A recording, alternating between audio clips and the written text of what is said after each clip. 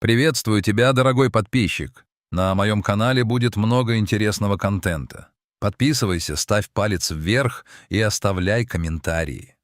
Солнце Серенгети не знает жалости. Оно висит над горизонтом огромным раскаленным диском, выжигая траву до состояния ломкой соломы и превращая воздух в дрожащее марево. В этом золотом океане пыли и зноя каждое движение стоит сил, а каждая ошибка — жизни. Зебра по имени Азар помнила эти земли другими. В ее памяти еще жили образы бесконечных зеленых пастбищ, омытых муссонными дождями, и шум тысяч копыт, сливающийся в единый ритм великой миграции. Когда-то она была сердцем этого ритма.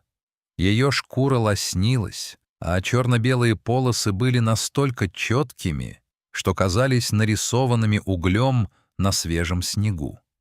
Азар была не просто кобылой в стаде, она была его молчаливым лидером, той, кто первой чуял запах затаившегося в зарослях леопарда, и чье мощное копыто заставляло даже самых дерзких гиен держаться на почтительном расстоянии. Но время — самый беспощадный хищник саванны. Оно не нападает из засады, оно медленно подтачивает силы, делая суставы тугими, а зрение — мутным. Теперь Азар стояла в тени редкой акации, тяжело переставляя отекшие ноги. Ее когда-то гордая осанка сменилась усталостью, а по бокам виднелись следы былых сражений, шрамы, которые теперь заживали предательски долго. Стадо ушло. Молодые жеребцы и крепкие кобылы последовали за зовом дождя, устремившись к далеким холмам, где трава была сочнее.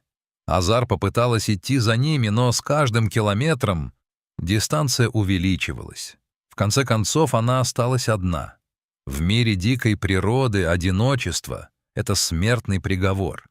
В паре километров от места, где отдыхала Азар, по пыльной колее медленно двигался старый внедорожник. За рулем сидел Наледи, человек, чья кожа по цвету и фактуре напоминала кору древнего баобаба. Наледи работал в заповеднике 30 лет. Он знал здесь каждое дерево, каждый пересохший ручей и, казалось, понимал язык птиц. На коленях у него лежала потрепанная записная книжка, перетянутая аптечной резинкой. Наледи вел ее десятилетиями. В ней были зарисовки рогов буйволов, графики миграции львиных прайдов и особые пометки. На 42-й странице была запись десятилетней давности. Кобыла с отметиной в форме звезды на левом бедре. Невероятная скорость. Отбила жеребенка у 3 гиен. Назову ее Азар. Огонь. Наледи поднес бинокль к глазам. Он нашел ее быстро. Старая зебра стояла неподвижно, опустив голову.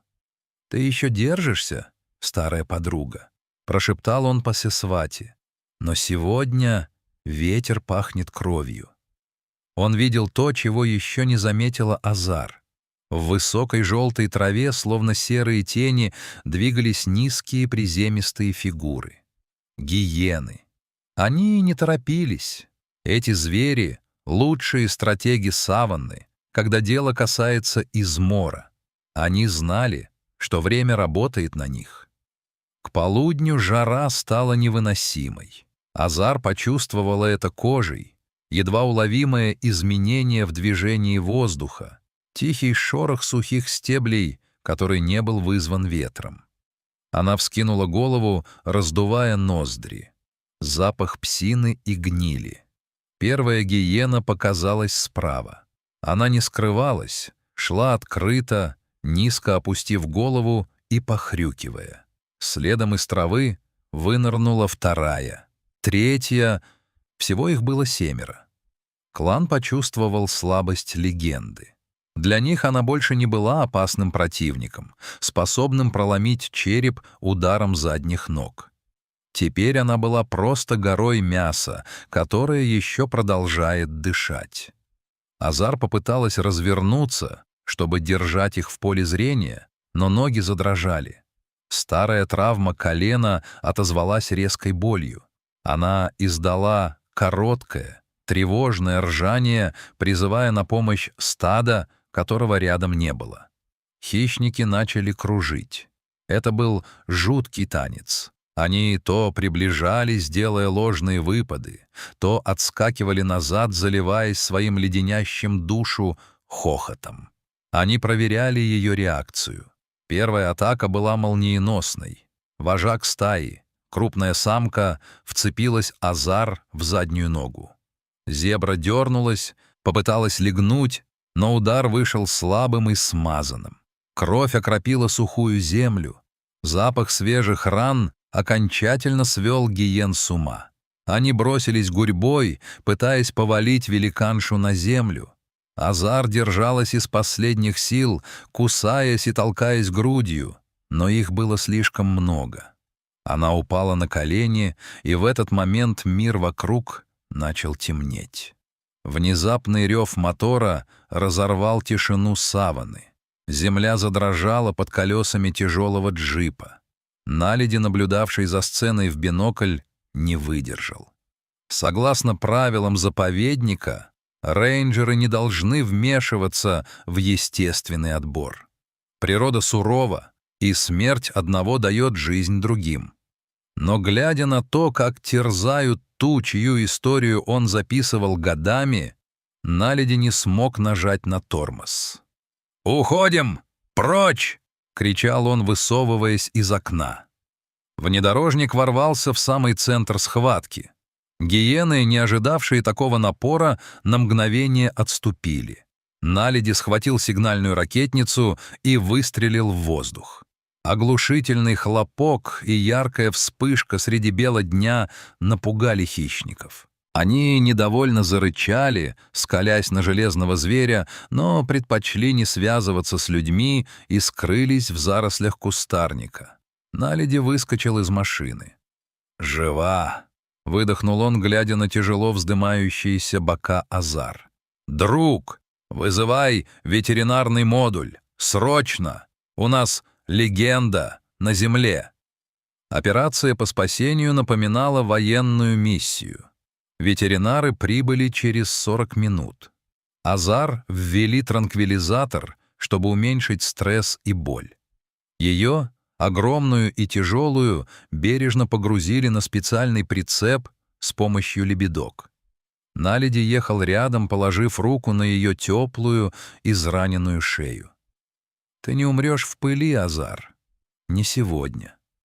Реабилитационный центр встретил их стерильной чистотой и прохладой бетонных полов. Следующие несколько суток стали настоящей битвой за жизнь. Ветеринары зашивали глубокие рваные раны, вводили антибиотики и физраствор. Старая зебра была настолько истощена, что врачи не давали и 20% на успех. Первые 3 дня Азар отказывалась от еды. Она лежала в отдельном вольере, глядя в одну точку своими огромными карими глазами. В ее взгляде не было страха, только бесконечная тоска по свободе. Но Наледи не сдавался. Он приносил ей лучшую траву, смешивал ее с патокой и часами сидел рядом, рассказывая истории из своей записной книжки. На 4-й день произошло чудо. Азар подняла голову и впервые взяла пучок сена из рук своего спасителя. Прошли месяцы. Шрамы на теле Азар затянулись, хотя мех на их месте теперь рос белым, нарушая идеальный рисунок полос. Однако годы и пережитое нападение не прошли бесследно. Она заметно хромала, а ее легкие уже не могли выдерживать долгий бег под палящим солнцем. Консилиум специалистов вынес вердикт. Возвращение в дикую природу невозможно. В Серенгете она не продержится и недели, Первая же стая львов или гиен закончит начатое. Было принято решение оставить Азар в центре на постоянной основе. Для нее построили просторный вольер, который больше напоминал кусок настоящей саванны, огражденный надежной изгородью.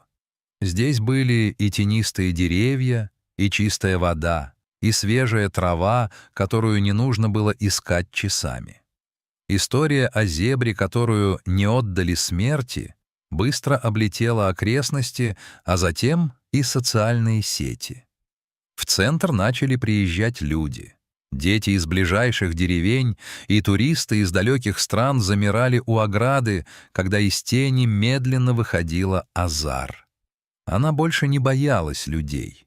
Напротив, она подходила к изгороди, позволяя наледи погладить ее по морде. Сегодня Азар — живой символ Серенгети. Она больше не сражается за выживание, но ее миссия стала даже важнее.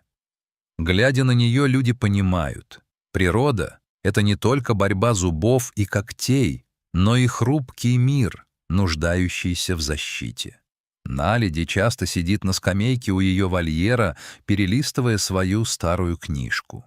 Он добавил туда новую главу, которая заканчивается словами: «Иногда, чтобы остаться легендой, не обязательно бежать быстрее всех. Иногда достаточно просто встретить того, кто не даст тебе упасть».